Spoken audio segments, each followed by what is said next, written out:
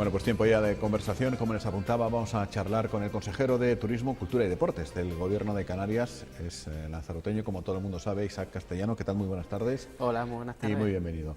En pleno debate de muchas cosas, ¿verdad? En un sector siempre muy movido como es el turismo, pero basado, digamos, estas últimas fechas en dos temas de las que trataremos de hablar, la tasa turística y la vivienda vacacional, ¿verdad? Vamos a empezar por lo primero, lo de la tasa turística. Dijo usted el otro día en el Parlamento que Canarias no es demasiado favorable a aplicar esa tasa. ¿Por qué, consejero? Básicamente porque ya contamos con un impuesto que grava exactamente el mismo hecho imponible, como es la estancia de los turistas que deciden alojarse en cualquier establecimiento en Canarias. Muchas veces se establecen comparativas con otras comunidades autónomas para evaluar los posibles efectos que puede tener en Canarias y sin embargo la comparación no tiene sentido porque digamos la dinámica que genera el propio IJIC es completamente diferente a lo que existe en otras comunidades autónomas que no cuentan con este impuesto. Para empezar, lo que tenemos que decir sobre nuestro impuesto, sobre el IJIC, es que la recaudación que se genera se queda en Canarias, concretamente un 58% va para cabildos y ayuntamientos y un 42% para la administración de la comunidad autónoma, y no se entendería, y quizás se lanzaría un mensaje negativo en este sentido, que se estableciera un segundo impuesto que grava exactamente lo mismo y además que lo hace, bajo mi punto de vista, de una forma menos eficiente. El IJIC grava en función del precio, que yo creo que es un mayor indicativo del poder adquisitivo del turista, que la categoría del establecimiento, que es lo que grava en este caso la tasa turística tal y como se plantea en la ley presentada en este caso por Nueva Canarias en el Parlamento de Canarias. Y también tengo que decir una cosa con respecto a este proyecto de ley, que la forma de distribución que se establece me parece completamente injusta, porque lo que viene a decir es que el 50% de la recaudación de ese impuesto iría a parar al Gobierno de Canarias y el otro 50% para cabildos y ayuntamientos en función de la recaudación efectiva de este impuesto, con lo cual estaríamos hablando de un reparto que no atiende a las necesidades, sino sencillamente que iría a parar a aquellos municipios e islas que cuentan con planta alojativa, cuando todos sabemos que los recursos turísticos se distribuyen por toda la geografía de Canarias, y lo que precisamente perseguimos es un impuesto que genere recursos para fomentar la sostenibilidad, la recuperación de nuestros espacios, el mantenimiento también de nuestro paisaje. No se entiende esta fórmula digamos, de distribución de ingresos, pero en cualquier caso yo digo, ya en su momento se optó por incrementar el IJIC para establecer una mayor recaudación, y un segundo impuesto en este sentido resulta completamente innecesario cuando ya tenemos, repito, uno que grava exactamente lo mismo. Pero dice usted que se establecen comparativas con otras comunidades, y es así, es sí, cierto, pero esas otras comunidades también tienen ya otro impuesto, que es el IVA. Y además aplican la tasa turística. Sí, pero la gran diferencia es que lo recaudado por el IVA no se queda en la comunidad autónoma, en las administraciones locales, y en el caso del IJIC esto no es así. El IJIC se reparte entre las diferentes administraciones de Canarias, y por lo tanto establecer un segundo impuesto incluso podría ser muy mal interpretado por parte de aquellos que nos visitan, que ven que los grabamos por partida doble por exactamente lo mismo, que es por la decisión de alojarse en un establecimiento en Canarias. Puede parecer que sufre usted más por el turista que por lo que ese dinero pueda reportar a la sociedad canaria. No, ni mucho menos. De hecho, ya en su momento se planteó el incremento del IJIC precisamente para incrementar la recaudación. Ya tenemos esta vía. Lo que pasa es que al IJIC no le llamamos eco-IJIC, que parece que igual suena un poquito mejor, pero a fin de cuentas lo que estamos grabando, repito, es exactamente lo mismo. No se trata de proteger al turista, que por otra parte es cierto que nos tenemos que preocupar por su bienestar, porque en eso nos va el negocio turístico y la rentabilidad también social asociada a esta industria, pero repito, no solo es que contamos ya en la actualidad con un impuesto que grava exactamente lo mismo, sino que lo hace además de una forma más eficiente, teniendo en cuenta la capacidad de pago del turista. Repito, la tasa es un impuesto que se establece de forma fija, solo atendiendo a la categoría del establecimiento, y esto no es el principal indicativo del poder adquisitivo, de la capacidad de pago del turista que nos visita. ¿Por qué no se plantea una cuestión que nosotros no hemos puesto sobre la mesa, pero ya en su día se incrementó el IGIC. Además, tenemos diferentes escalas también de este impuesto, porque todos sabemos que precisamente cuando se quieren evitar ciertos consumos o evitar ciertas externalidades, efectos negativos que tiene algún tipo de consumo, lo que se hace es incrementar este tipo de impuestos. Tanto es así que, por ejemplo, para el alquiler de vehículos, por entender que hay ciertos efectos medioambientales asociados a una excesiva carga de vehículos en nuestro sistema de carreteras, se estableció un IGI incrementado del 13,5%. Es decir, ya contamos con una herramienta capaz de generar ingresos y que a su vez tiene en cuenta este tipo de externalidades negativas asociadas a diferentes actividades. Luego hay otra cuestión y es el hecho de aquellos que dicen, hombre, ahora las cosas van bien, parece razonable incrementar un impuesto, pero ¿qué va a pasar cuando las cosas no vayan tan bien? No es buena señal estar todo el día quitando y poniendo impuestos, ¿no? Efectivamente, ya lo decía en una ocasión en el Parlamento, no podemos estar estableciendo y quitando impuestos en función de situaciones coyunturales.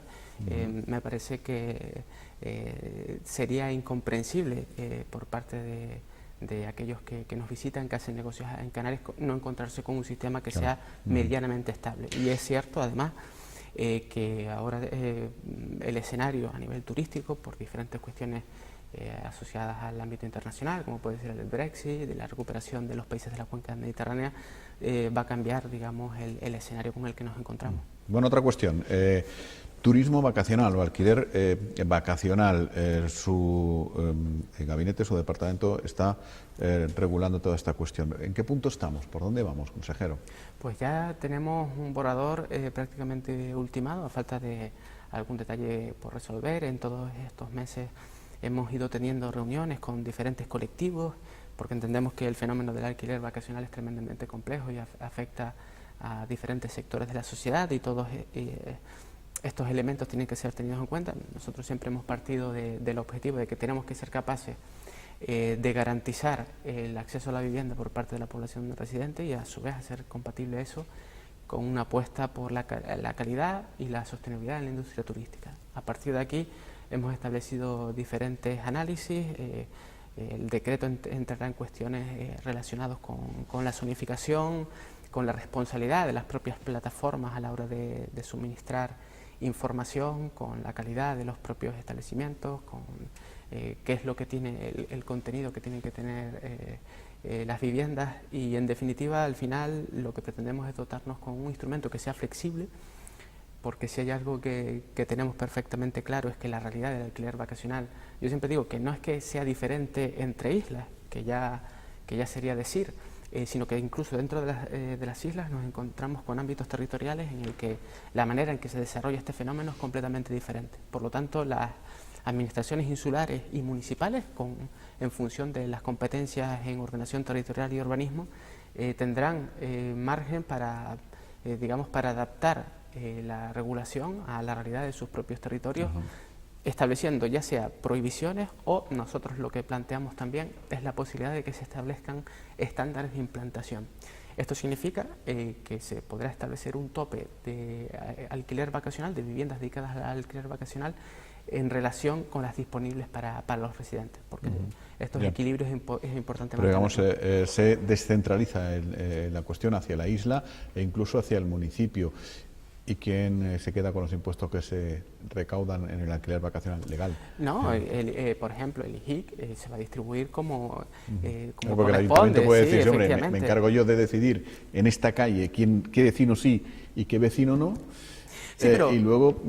Claro, pero no podemos verlo solo como un instrumento de recaudación. Es cierto que asociado al alquiler vacacional existe la posibilidad, primero, de negocio y de la obtención de rentas por parte incluso de familias que pueden ser partícipes de los beneficios de la industria turística, pero también contemplamos una serie de riesgos asociados a la misma. El principal, del que se habla más a menudo, es el fenómeno de la gentrificación, de cómo cambian los entornos, que determinadas zonas se pueden convertir, como muchos dicen, en una especie de parque temático para turistas, que se pierde identidad a nivel cultural.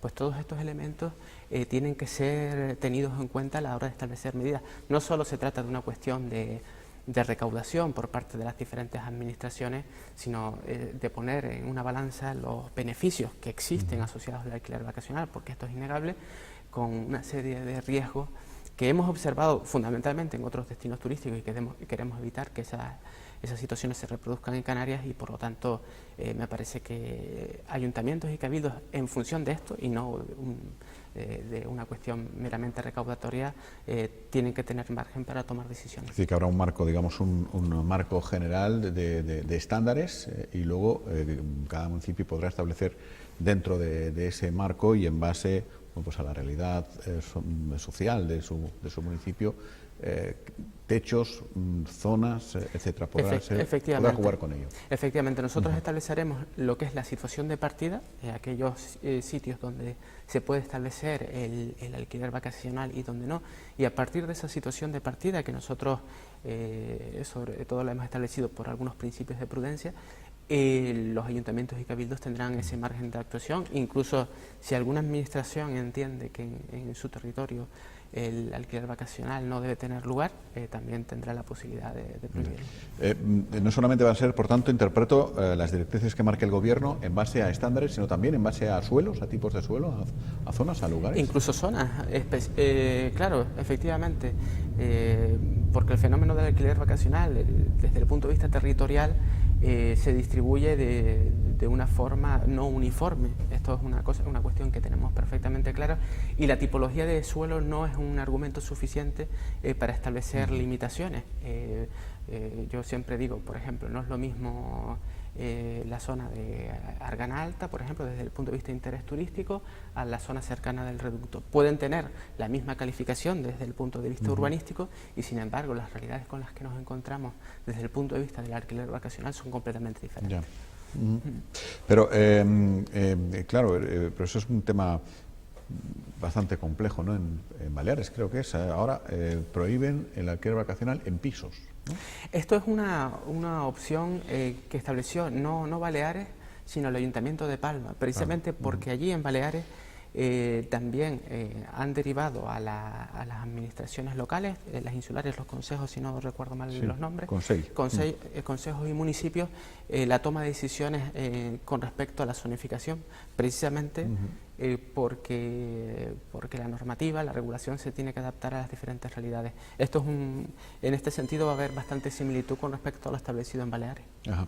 Creo que es en Navarra, me parece que estaban intentando regular, no sé si finalmente lo consiguieron, prohibir a partir del segundo piso, que la planta baja es susceptible de ser alquilada, pero a partir de ahí no. Sí, ¿para cuándo tienen previsto que esto esté ya a disposición de todo el mundo? No, posiblemente en menos de 2 semanas ya se conozca el documento.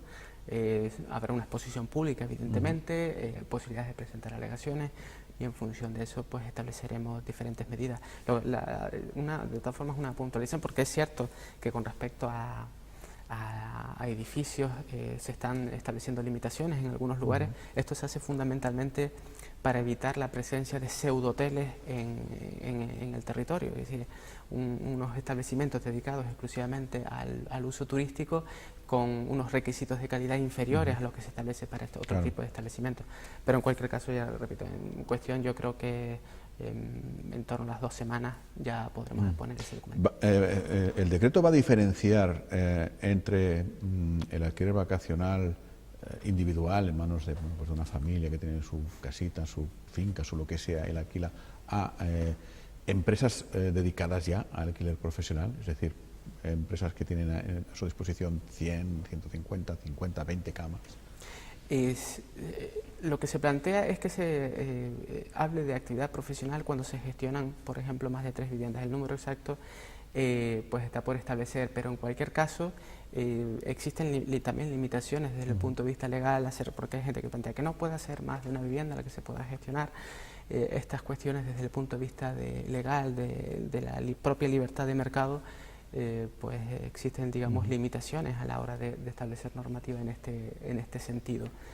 Por lo tanto, es cierto que hay un fenómeno que se puede producir, que es el de acumulación de viviendas, que está ahí. Sí. Luego hay otra realidad, y es las comunidades de vecinos, que pueden decidir si alguno de los pisos en ese inmueble se puede dedicar a eso o no.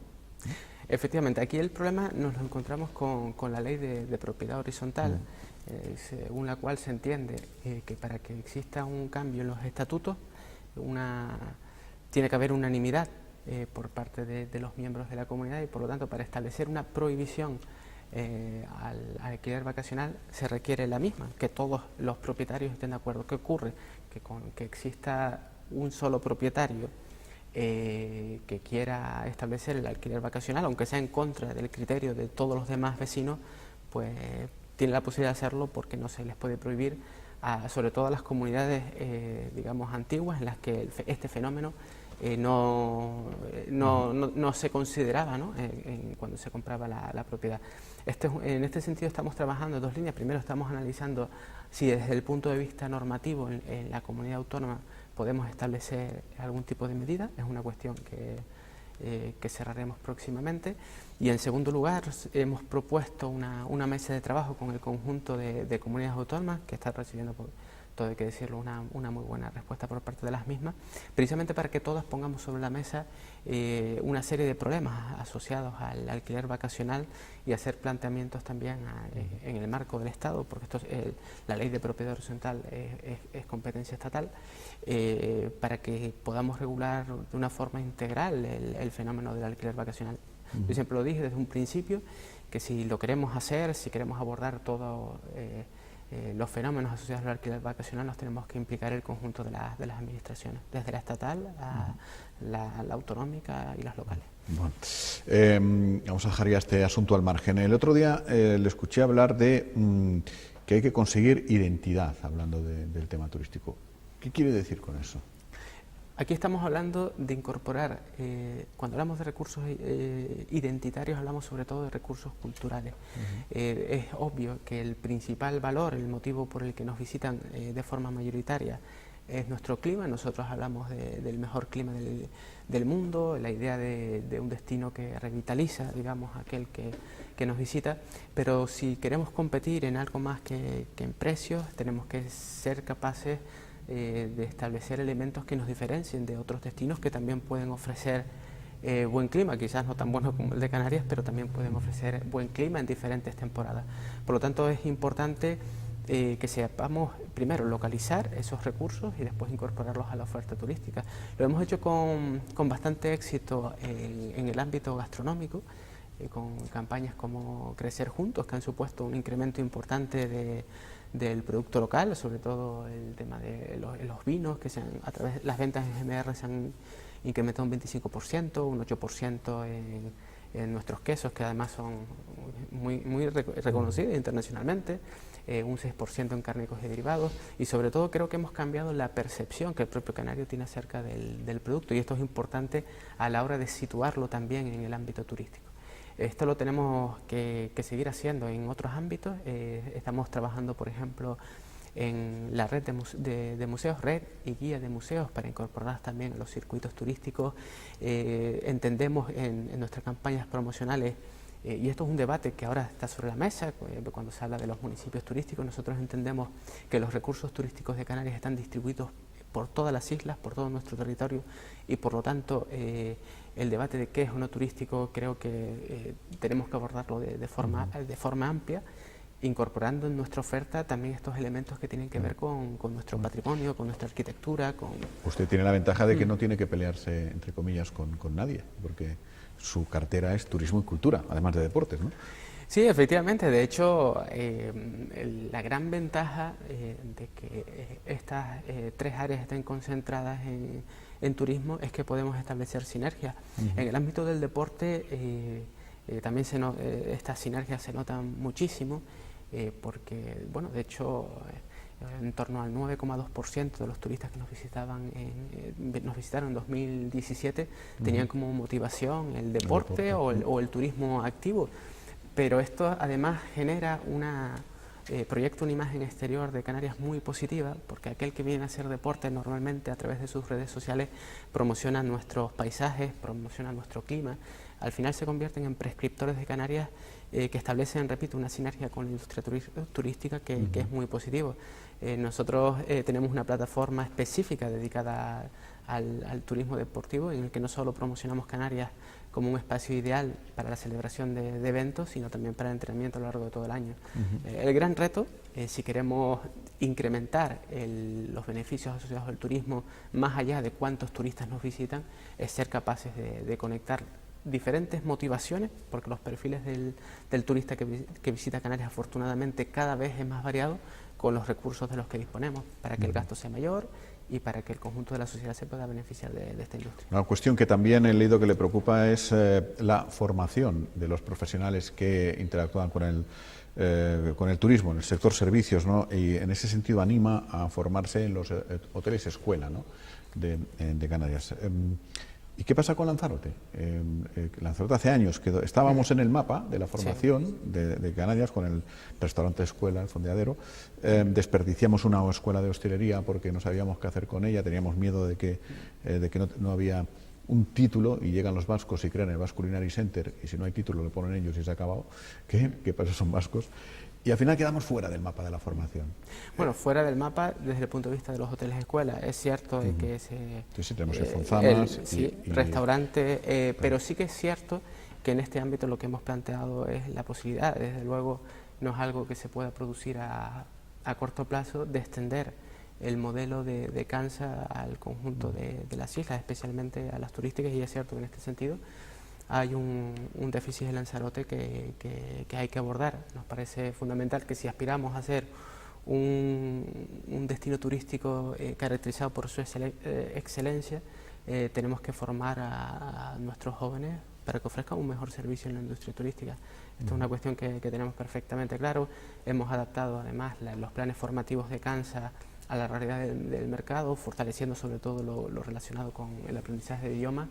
Pero ciertamente, además lo manifestábamos recientemente, que tenemos que trabajar en la extensión de este modelo al conjunto de las islas.